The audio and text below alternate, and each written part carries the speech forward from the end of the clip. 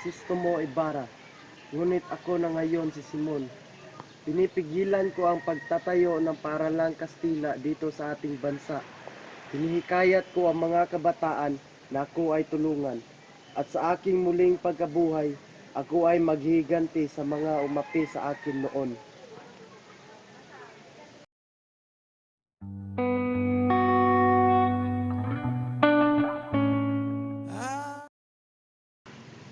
Ako ay kakampi ni Simon, at sagisag ako ng kabataang Pilipino.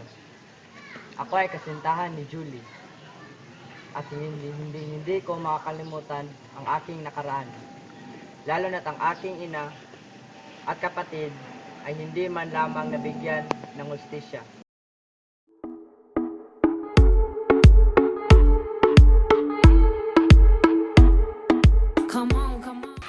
Ako si Maria Clara. Ako ay sumasagisag sa mga kulturang makarelihiyon at kulturang kilos Pilipino.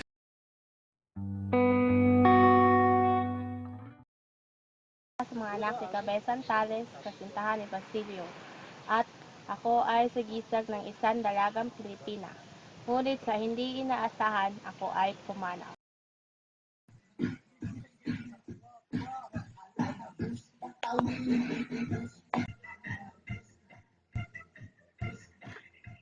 Ako si Perlita Gomez, dahil Gloria Victorina at ikinasal ako kay Juanita Pilaes.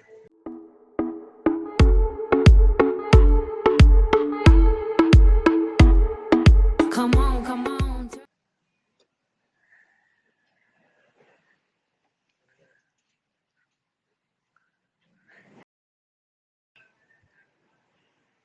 Ako si Doña Victorina.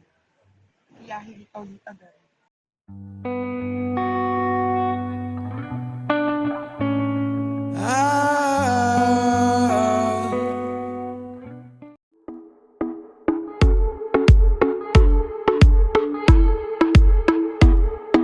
Come on, turn the radio. Ako si Isagani, simbolo ng kabataang mapusok na ang kanilang idealismo at hindi maaaring asahan sa panahon ng kagipitan.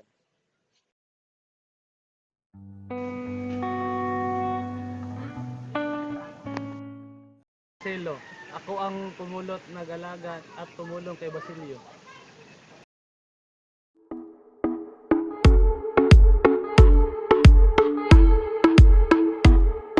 Come on. Ako ay isang padreng Franciscano, dating pura ng San Diego, at kasalukuyang padreng tagapagpayo ng kumbento ng Santa Clara. Ego.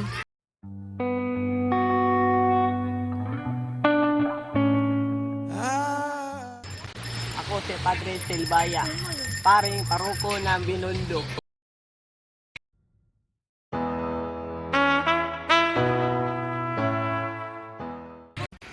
Ako ay si Quiroga, isang mga ngalakal na inchik na nagtago ng maraming armas para maghimagsik.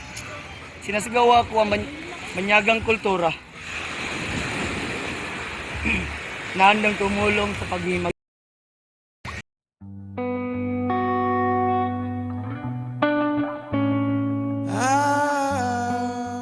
Ako si Padre Salvi, isang Kastilang opisyal sa pamahalaan.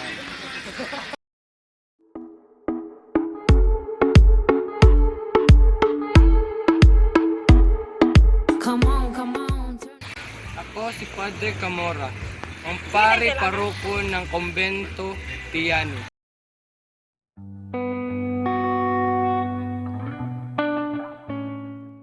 Ako si Ben Saib, isang mamamayang Kastila.